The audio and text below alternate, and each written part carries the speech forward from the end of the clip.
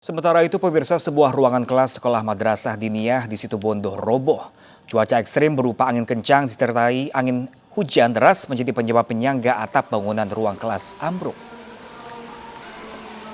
Inilah kondisi sebuah ruang kelas sekolah madrasah diniyah Nurul Huda yang porak-poranda. Satu ruangan sekolah madrasah diniyah di Desa Landangan, Kecamatan Kapongan ini ambruk akibat terjangan angin kencang disertai hujan deras.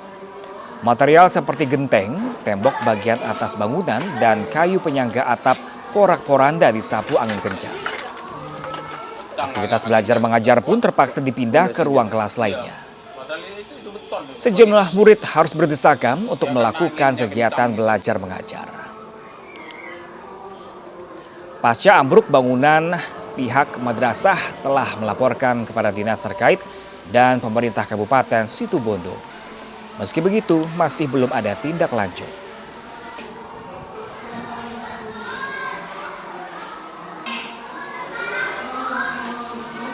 Kencang. Itu kejadiannya malam atau malam? Malam 3 malam.